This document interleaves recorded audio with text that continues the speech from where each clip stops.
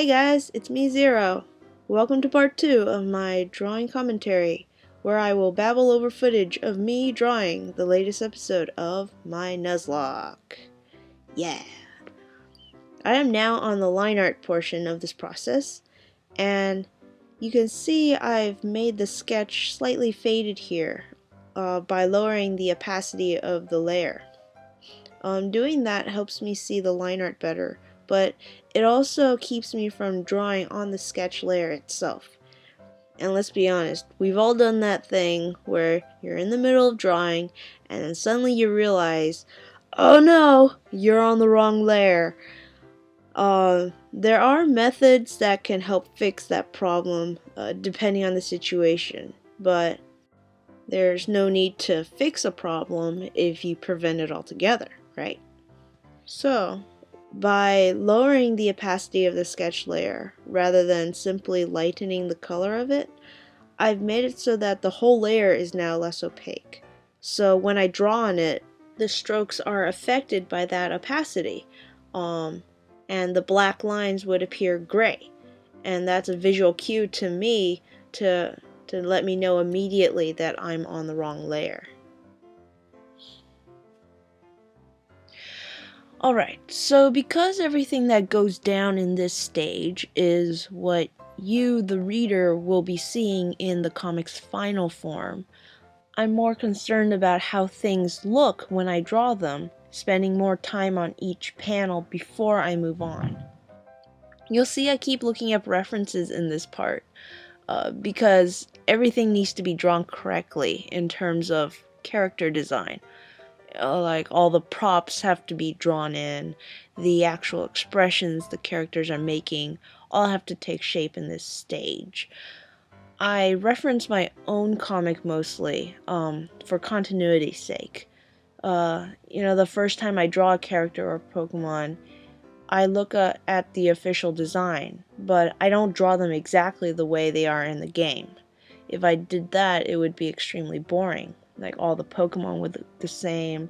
There would be no I gotta make it look more unique to my comic because everyone does Nuzlockes now, and everyone has played the games. They know what they look like. So how can I make them more unique? But because of that, afterwards, the game references don't do me much good because the characters don't look exactly like that anymore. So normally if I were working on an illustration or something, after the first quick sketch, I would make a second sketch using the first one as a guide, so I can get all the details and stuff down. That way when I start the line art, I can just trace what is there while focusing more on the line quality and making it look really nice and pretty. That's kind of what I'm doing here with N, because you'll remember in the first part I didn't use any references or anything, so everything that I drew was basically just a placeholder to show positioning, and I would put just enough detail on the characters so I know who's who. Like put those 3 tentacles on that guy's head and that's Getz's or something like that. And then with the line art, I would just jump straight into the line art. And the line art would be like the second sketch, and I would redraw everything from relative scratch, with the first sketch serving as a guide. But here with N, I couldn't do that because the sketch was too simple, and the pose was too complicated. I'm not that good with people, so this whole angle where he's got his arms crossed and he's wearing a hat. Hats are really hard for me to draw.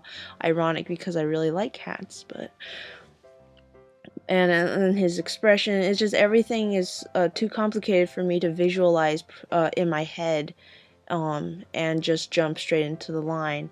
So I did a quick second sketch there to place down to try to figure out how it should look before I do the line art. And even after the second sketch, I'm still not following it perfectly, but it's more detailed, so I have a better visual to follow.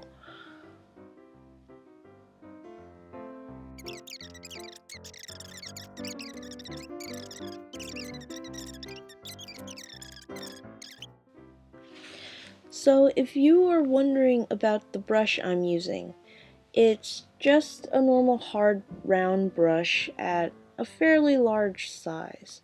I think it's around 15 pixels here on a 5-inch canvas at 300 resolution.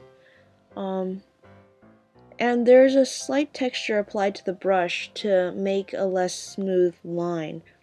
And the reason for this is back when I started this comic, I was drawing it in a program called Corel Painter Essentials.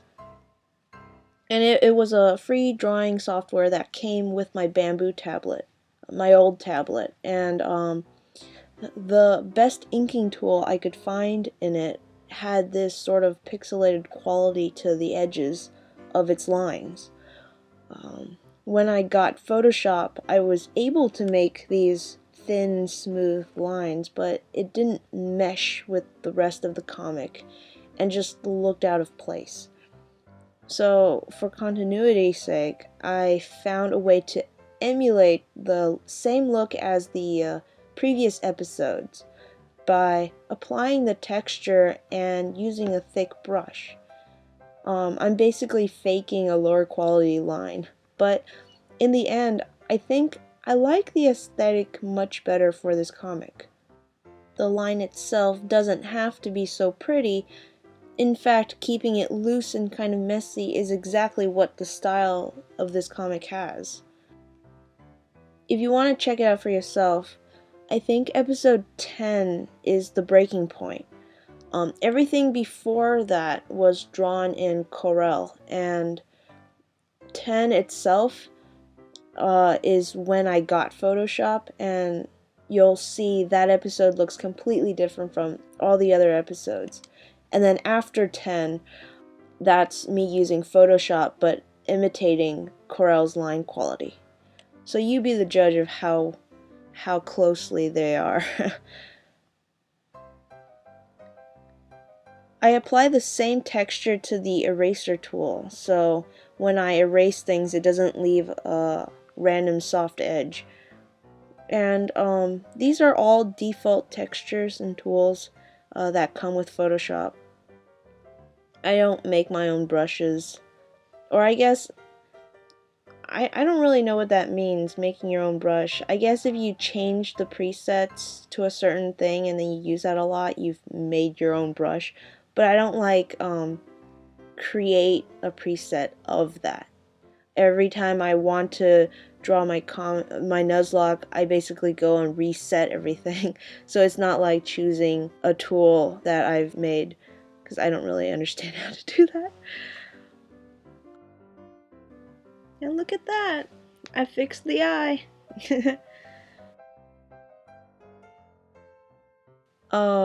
I use the undo a lot, the Command Z, a lot when doing the line art.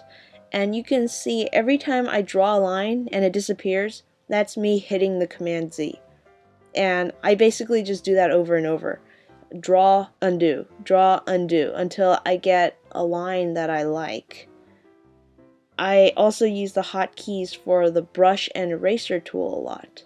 And those are B and E respectively. One of the best ways to get a sharp point or adjust a line is to draw it in thick and then whittle it down with the eraser.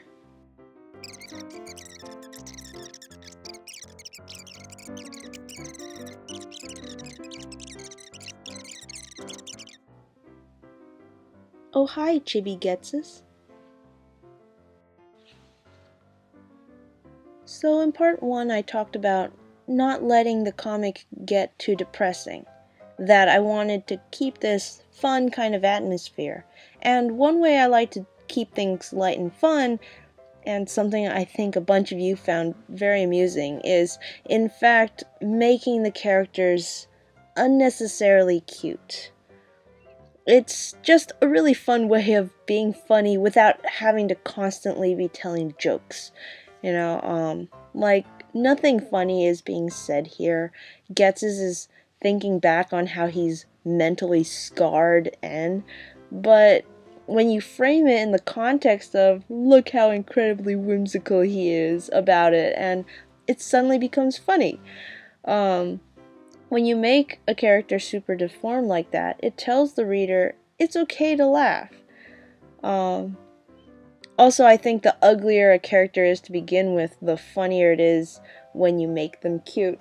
Like Getz's, it is a little easier with him because he does have that giant cloak to hide under. But like, how do you make something as ugly as Getz's cute?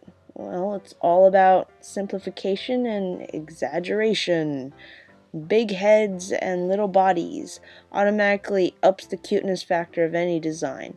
Just look at puppies. And after that, it's just knowing what details to include and what to leave out. Also, don't forget, no matter how large the cranium gets, your character still has to be proportional within its own anatomy, especially if they're human-shaped. I could probably make an entire video about it, actually, but basically, the human body follows certain rules in terms of how the parts relate to each other spatially. And when those rules are broken, it can look really weird. Even if your character has a large head and tiny little legs, certain features need to line up, like the fingertips should still come to its mid-thigh when standing at attention, and its hand should be about the size of its face. Things like that. Give them a forehead. I can't tell you how many times I see a character with big, cute eyes, but then no forehead, and it just looks really weird. And I'm talking about, like, these are professional artists that do this. So yeah, like with any kind of drawing, just study it in real life, like study anatomy or something. And once you understand how that works, then throw stuff out and like simplify. And you'll end up with really cute stuff. Just try it. Okay, so I'm about to do something that's a big no-no, okay? This is something that you should never do because it's horrible, and I'll point it out when it happens, but basically I was getting very tired at this point, and the line art took me 2 hours to complete. And because I was recording, I wanted to do it all in one sitting, so my hand was killing me and I just got lazy, okay? But basically, that right there, using the transformation tool or whatever it's called, don't ever do that with the line art or any version of the final product. It will destroy the quality. I use it a lot during the sketch because who cares about the sketch, right? But when working on the lines, the most you should ever do is move things around. Even rotating can hurt, but basically what is happening is when you draw a line, you give the computer a certain amount of information. So if you then select that line and try to make it bigger, the computer doesn't know what to do. It doesn't have enough information to make it bigger. So what it does is it makes stuff up. And that's why if you ever try to stretch a small image, it becomes blurry. And you can see in the final comic, if you go look now, that last Getz's that was copy-pasted and stretched is extremely blurry. What I should have done was done the copy-paste and stretch, but then lower the opacity and redraw it in. which I obviously didn't have the energy for anymore at this point. Also, it probably hurts my comic a little more than something else because I do have that texture applied to the line. So the line itself has a hard edge, so even if I stretch it just a little bit, it becomes blurry and soft, and that just completely ruins the aesthetic. You can of course shrink an image, that's fine. The computer will just throw away the extra information. But once you've shrunk it, there's no going back. You can't rescale it up.